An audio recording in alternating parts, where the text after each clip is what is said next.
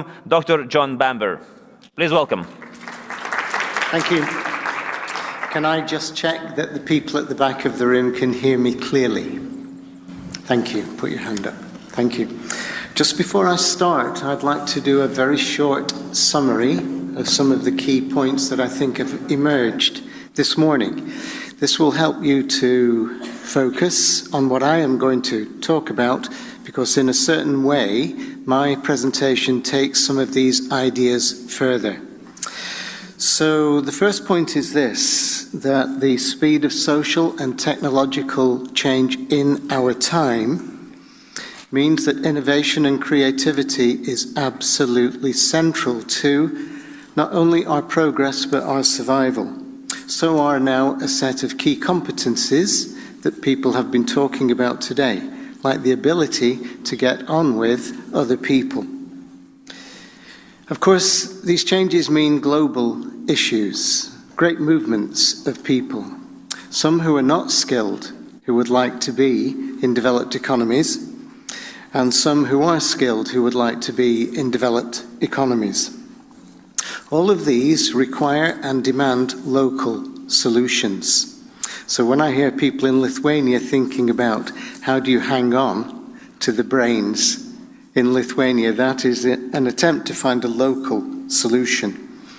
It requires new partnerships between business, the state, education, citizens, and individual people and families.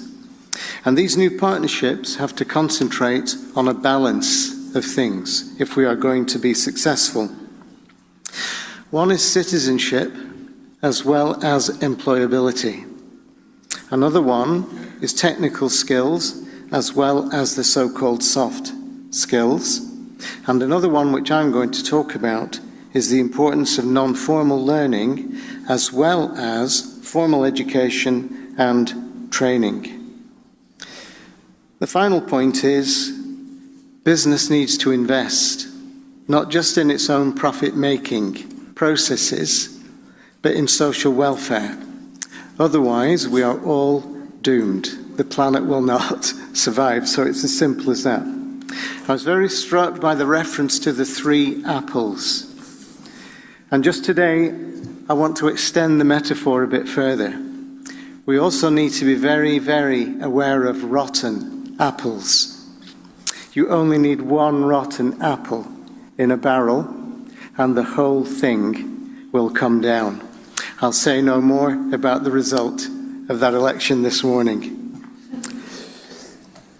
So, the aim for my presentation is this. I am going to report on and provide an update about an evidence-informed attempt to consider the contribution of non-formal learning to employability. I'm going to outline why it is important to address this idea of employment amongst other issues, and I'll come to the other issues right at the end of my presentation. I want to provide some inspiring examples of practice and policy, and I'm going to draw on the help of some Italian and Lithuanian art to do so. I was recently in Milan giving this talk, and I was inspired by some of the galleries that I went into. So in 2012-13, the task of the expert group was to examine how to promote creativity and innovative capacity of young people by identifying competencies and skills acquired through non-formal and informal learning which are relevant for employability. You see, the report is on the right-hand side of your picture here. There is a link to it below. Just recently, there is a companion report. This report draws together many, many practice examples of what I'm talking about from across Europe. And you can also find that in the same place. So in a nutshell, there are about 95 million young people, if we define young people between 15 and 29 years of age in Europe. Young people are a fundamental asset to our economies and societies. In fact, they are a vast source of potential and talent. Our job is to maximize that talent. But how do we do this? And how do we do this in terms of non-formal learning. There are some widely recognised issues, people in this field. The concept is not that widely known. There's a lack of knowledge about methods.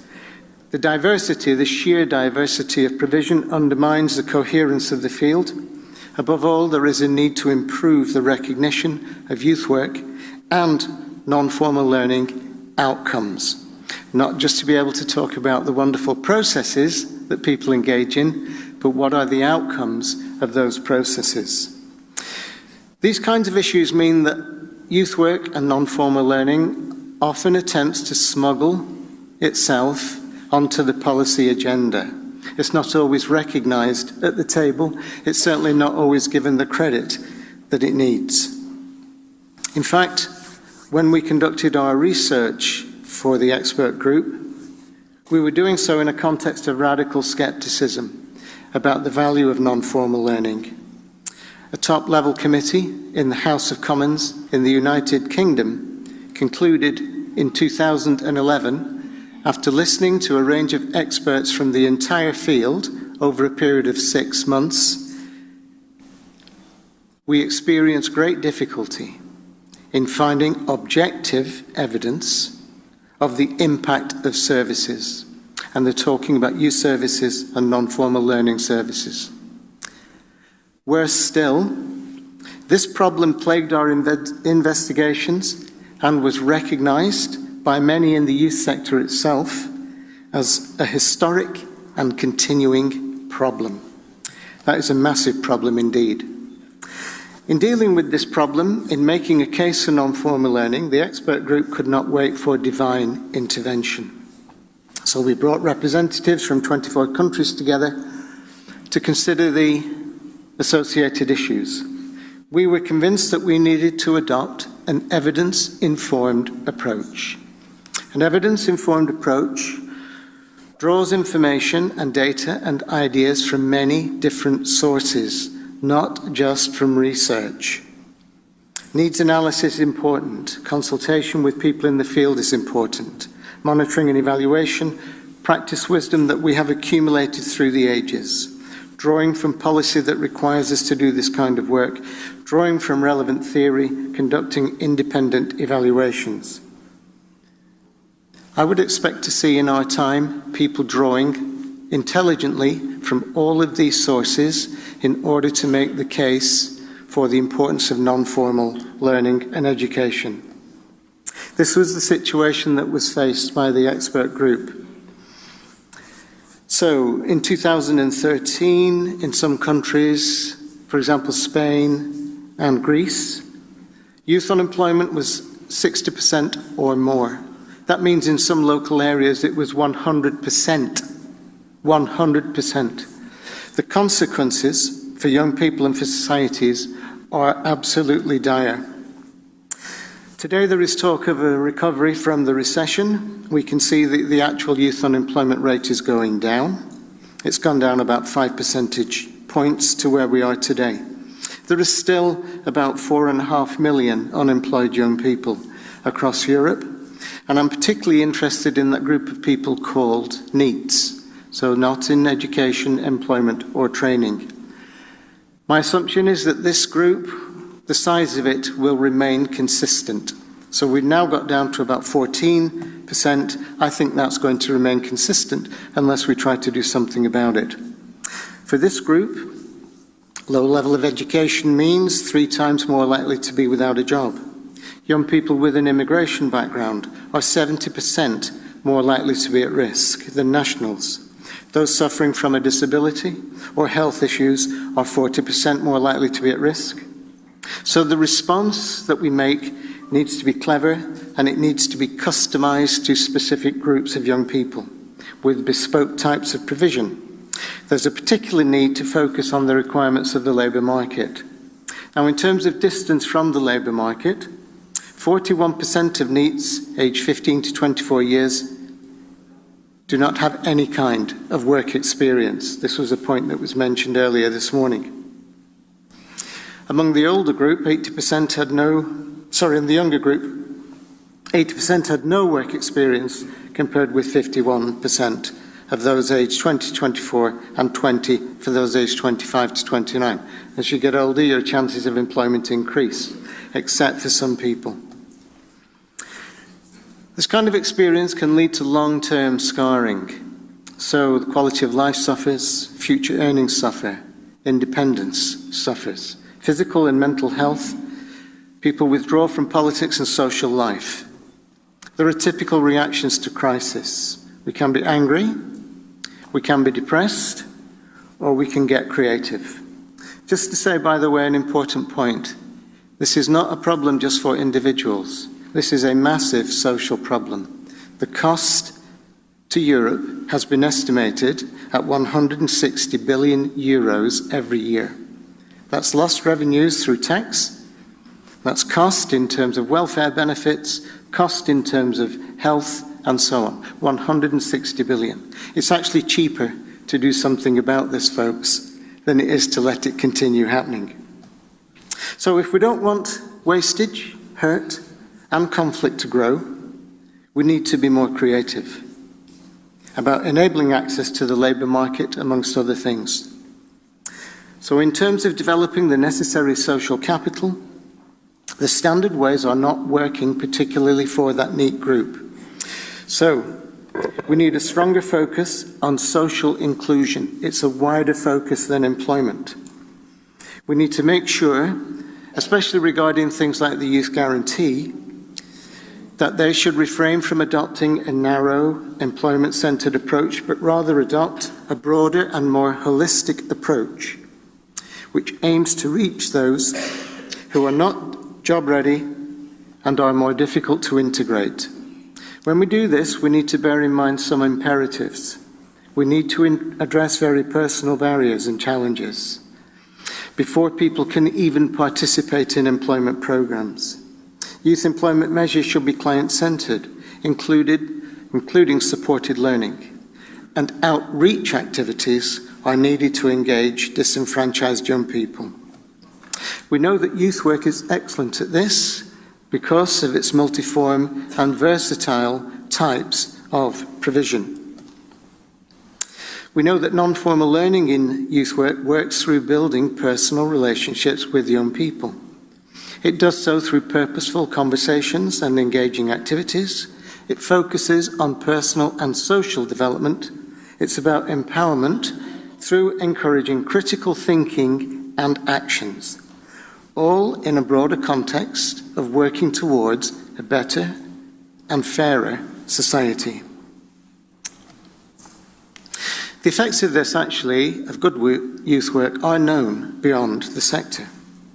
So this report, for example, says that by offering young people support, opportunities for non-formal learning, information on health and so on, this leads to opportunities for positive integration into the local communities.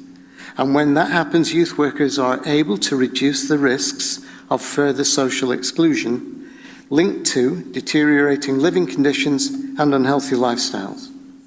The benefits have been recognised at an international level.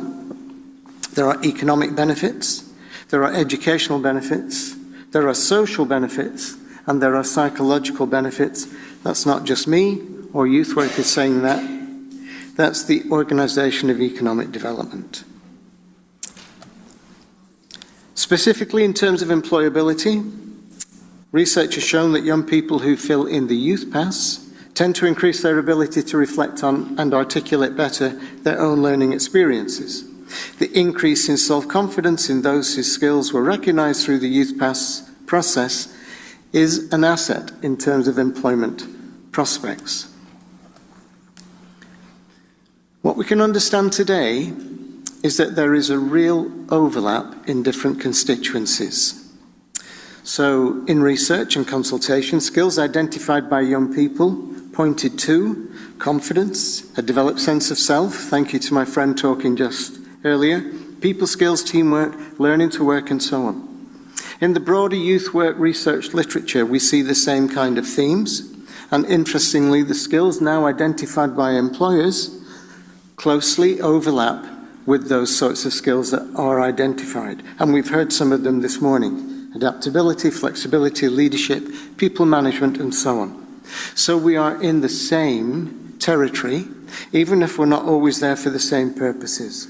There is widespread agreement now about the importance of these skills in higher education, in health, in politics, anywhere you care to look.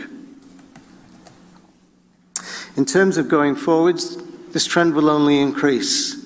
The requirements of the new world, driven by the technological things that I mentioned earlier, will mean that we need to be able to cooperate better. We need to understand people from different cultures. We need to be able to process large amounts of information. We need to bring social intelligence and meaning to things. Problem solving and creativity are central in a developing world. The expert group, by creativity, did not mean the single big, marvelous, wonderful, inspirational act.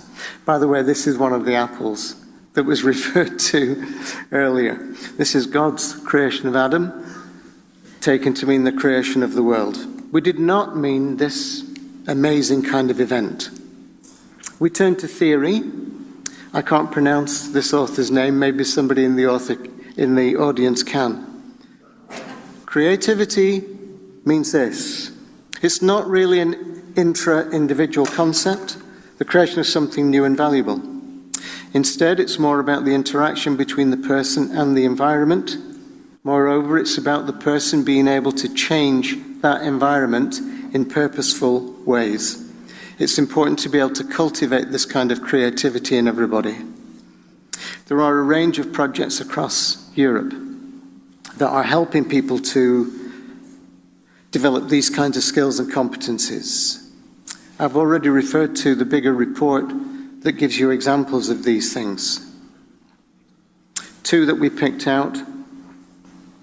One working with immigrant young people in Belgium, one I think in Slovenia, which is helping young people to understand what it is that they are gaining from voluntary experience and work. This was another project which was pan-European, and it brought together people in different municipalities who were looking at the transition between education and employment, especially where it is focused on the NEET group.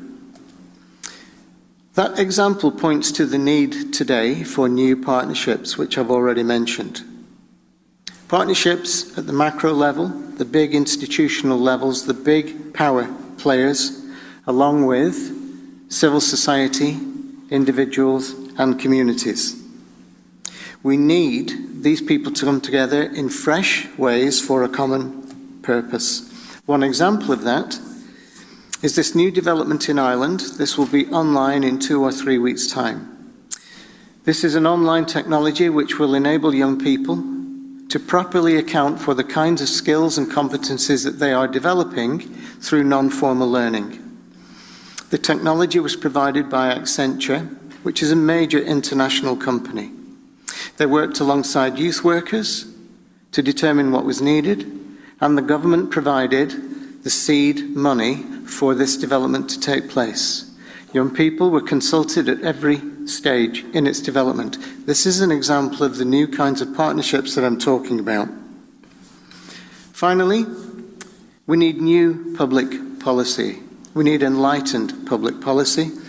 We need public policy that can address the kinds of issues and problems that we have as a society today.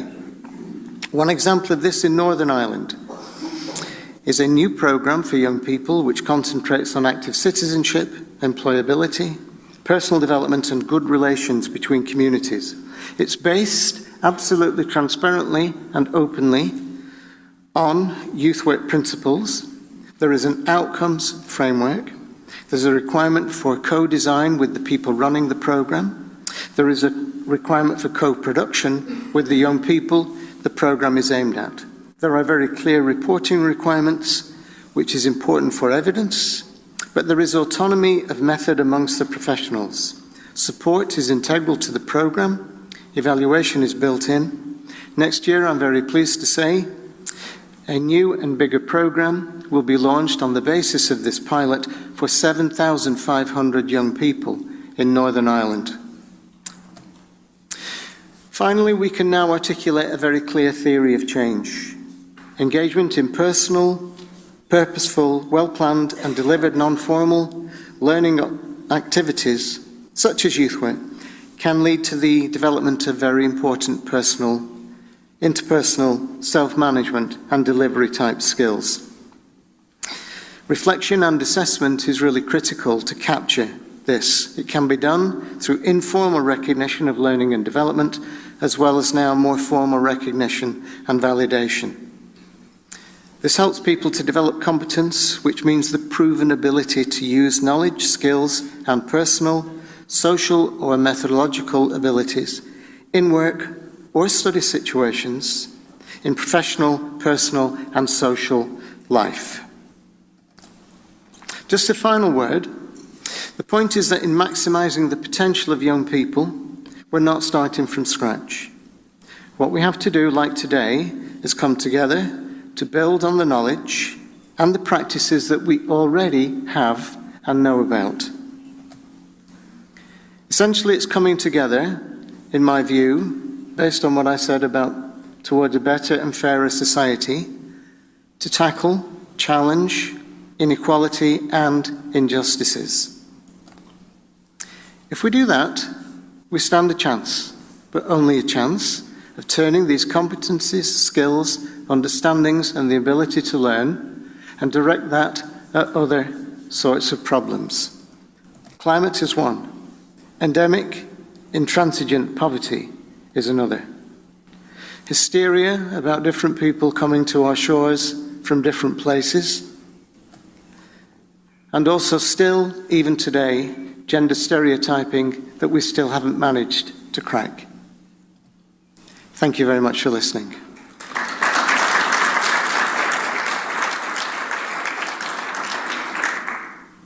Hello, thank you for a very interesting and I think very rich and researchful presentation of yours. And I'm Arminas Varanauskas, Knowledge Economy Forum, Žinių Ekonomikos Forum's Executive Director. I have a question which is related with your presentation. European Value Study, of course you're familiar with those things. It's a study which is conducted across the Europe in between nine years period. And there is one question which relates, of course, with creativity about the importance of imagination. Does the society or the family perceive the imagination one of the most important competences which should be fostered already for young children and family and in society as a whole? The Lithuania, there was 3 times Lithuania in that survey, and all the times our percent of society which thinks that imagination is important is about 6%. It means that we are standing just right on the back of all the countries.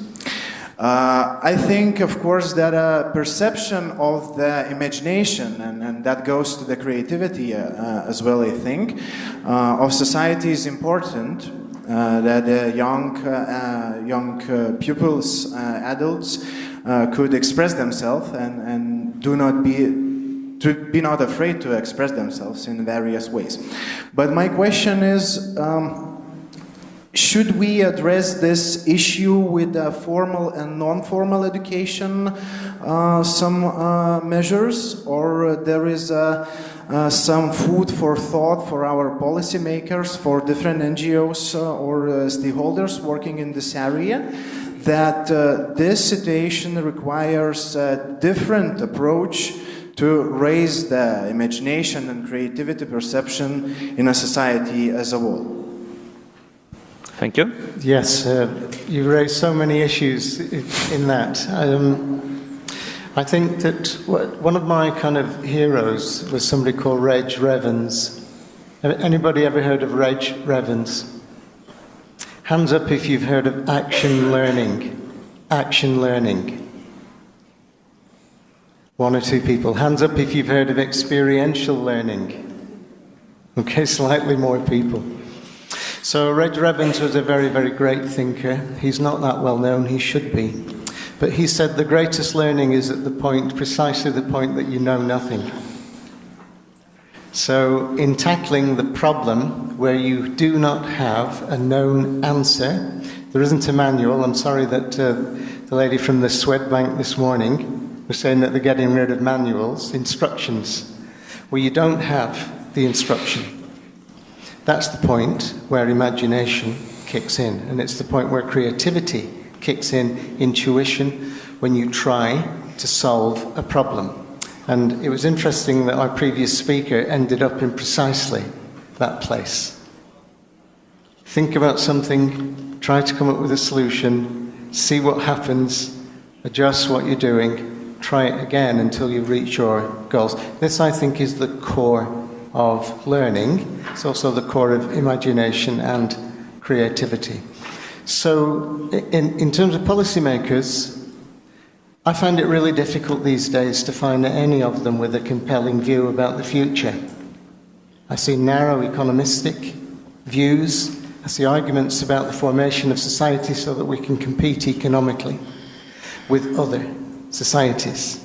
It's not very often that somebody puts it all together in terms of a better, fairer world. Not just our own neck of the woods, but a better, fairer world. We need some of those messages from the top.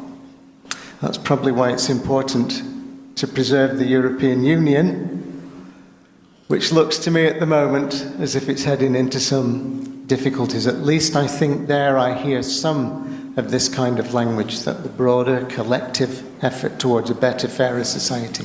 So that's where the policymakers need to go. On another level entirely, it's the way in which the need for the arts has dropped out of popular discourse. Arts have become another area in which, unless they can make money, then they are not treated with due respect in terms of policy making. So we have to get out of this narrow view about everything has to make money in the narrow sense. I don't know if that's really an answer to your very